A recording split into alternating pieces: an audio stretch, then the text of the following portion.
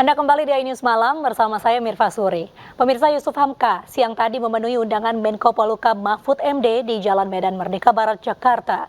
Pertemuan keduanya membahas utang pemerintah sebesar 800 miliar rupiah yang belum dibayarkan kepada salah satu perusahaan milik pengusaha jalan tol itu.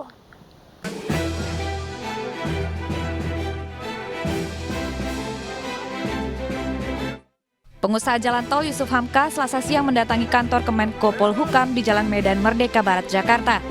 Kedatangan Hamka guna memenuhi undangan Mahfud MD terkait utang pemerintah kepada perusahaan miliknya sebesar 800 miliar rupiah. Menko Polhukam Mahfud MD mengakui negara memiliki utang kepada Yusuf Hamka dan pemerintah berkomitmen untuk membayar utang tersebut. Kalau dari sudut hukum ya negara punya utang.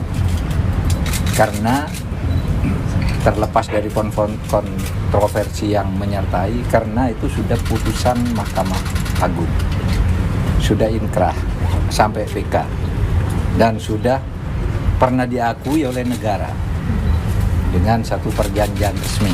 Cuma ketika ganti menteri lalu itu tidak jalan. Polemik utang berawal usai Yusuf Hamka menyebut utang bermula dari deposito perusahaannya PT CMNP di Bank Yama yang tidak diganti setelah likuidasi pada masa krisis moneter tahun 1998. Pemerintah mengklaim CMNP terkait dengan pemilik Bank Yama yaitu Siti Hardianti Hastuti Soeharto. Pernyataan itu kemudian dibantah Yusuf Hamka hingga ia memenangkan gugatan di Mahkamah Agung pada tahun 2015.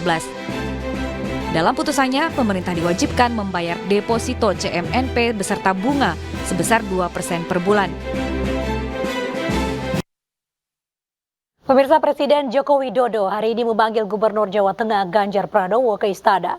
Ganjar membantah pertemuan dengan Presiden itu untuk membahas politik. Menurut Ganjar, pertemuan membahas penataan kawasan Candi Borobudur di Jawa Tengah.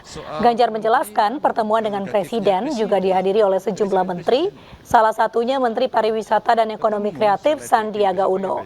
Ganjar mengaku sempat bercanda dengan Sandi yang disebut-sebut akan bergabung dengan Partai Persatuan Pembangunan.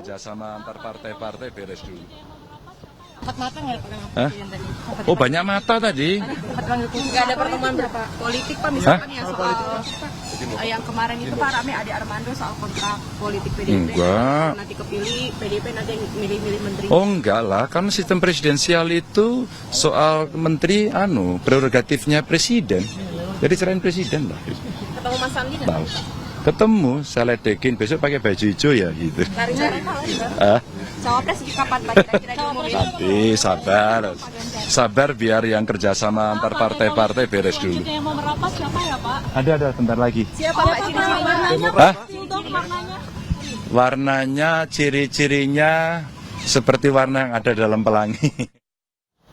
Ketua DPP PDI Perjuangan Puan Maharani akan segera bertemu dengan Ketua Umum Partai Demokrat Agus Harimurti Yudhoyono. Di tengah wacana pertemuan itu, kader Demokrat mengatakan akan tetap konsisten di koalisi perubahan.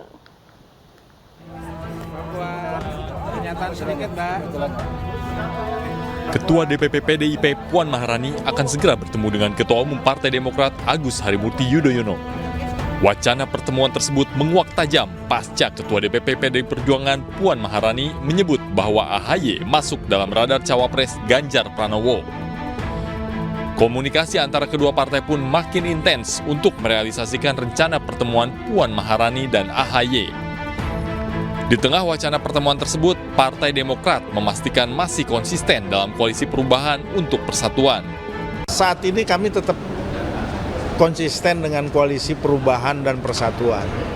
Politik memang hitam putih dan tidak hitam putih, ya abu-abu dan dinamis. Tapi kami yakin bahwa Demokrat DNA-nya adalah DNA yang konsisten. Selama ini 10 tahun jadi oposisi, ya kita tetap oposisi meskipun ditawarkan. Kemudian sudah berkoalisi dengan koalisi perubahan dan perbaikan, kami tetap konsisten meskipun banyak penawaran di sana-sini. Sebelumnya, Presiden ke-6 Susilo Bambang Yudhoyono menanggapi soal rencana pertemuan tersebut. Menurut SBY, dalam waktu dekat AHY akan menggelar pertemuan dengan Puan Maharani. Pertemuan yang berangkat dari niat baik dinilai akan ada manfaatnya, apalagi jika membahas permasalahan bangsa. Meski tidak menjelaskan lebih rinci, namun SBY menyerahkan sepenuhnya kepada AHY selaku Ketua Umum Partai Demokrat. Pemirsa, terhitung mulai Senin 12 Juni kemarin, PT Kereta Api Indonesia memperbolehkan pengguna kereta api jarak jauh hingga kereta api lokal untuk lepas masker apabila dalam keadaan sehat.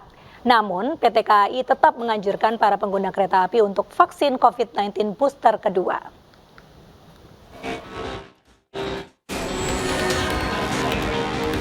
Surat edaran Menteri Perhubungan nomor 17 tahun 2023 tentang protokol kesehatan pelaku perjalanan orang dengan transportasi kereta api pada masa transisi endemi COVID-19 telah terbit. PT Kereta Api Indonesia memperbolehkan pengguna kereta api jarak jauh hingga kereta api lokal untuk melepas masker selama perjalanan menggunakan moda transportasi kereta apabila dalam keadaan sehat dan tak beresiko tertular ataupun menularkan COVID-19. Kebijakan ini mulai diberlakukan Senin tanggal 12 Juni 2023.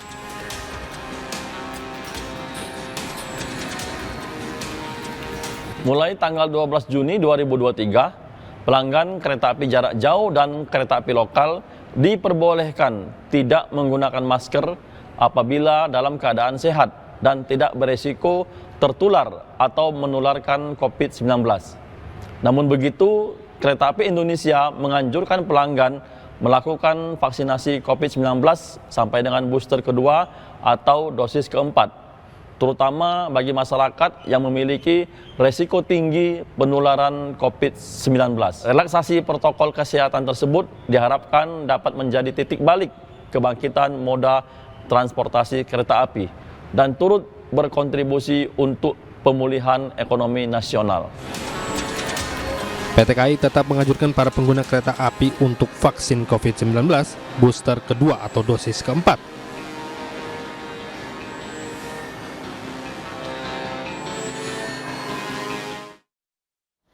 Pemirsa, jika Anda ingin pandai berbahasa Mandarin, tidak perlu jauh-jauh belajar ke Tiongkok. Cukup dengan mengunjungi Kampung Mandarin di Desa Wisata Besani, Kabupaten Batang, Jawa Tengah. Nah, di sini Anda bisa belajar hingga fasih berbahasa Mandarin.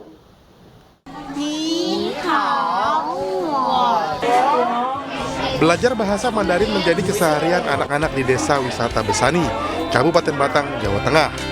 Dijuluki Kampung Mandarin, desa wisata yang memadukan budaya Jawa Cina ini berpadu dengan keindahan kebun teh dan panorama alam yang menjadi daya tarik bagi wisatawan untuk berkunjung. Tak heran dengan segala kelebihannya ini, desa wisata yang baru dibentuk tahun 2022 ini masuk sebagai 75 desa wisata terbaik dalam Anugerah Desa Wisata Indonesia tahun 2023. Generasi muda kita harus mampu memiliki keterampilan termasuk berbahasa Mandarin. Ini adalah bentuk bagaimana kita gerak cepat, berinovasi, dan nanti mereka akan menjadi memiliki keterampilan paling tidak berbahasa dan juga meningkatkan kemampuannya mendapatkan kerja. Di Kabupaten Batang, Menparekraf juga mengunjungi pesantren Ar-Raudhah di Desa Babadan. Dalam kunjungannya ini, Sandiaga meminta kepada para santri untuk terus memperkaya pengetahuan, serta mengamati dan menganalisa tren ekonomi kreatif digital, agar dapat menciptakan peluang ekonomi sejak dini.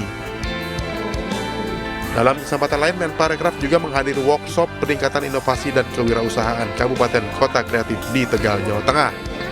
Dalam program ini, Sandiaga mendorong para pelaku ekonomi kreatif agar terus berinovasi dan berkarya serta membangun jejaring dalam upaya meningkatkan ekonomi masyarakat dan menciptakan lapangan kerja yang lebih luas. Tim Liputan iNews melaporkan. 4 anak berhasil bertahan hidup 40 hari di belantara Amazon. Informasi selengkapnya di iNews Malam usai jeda.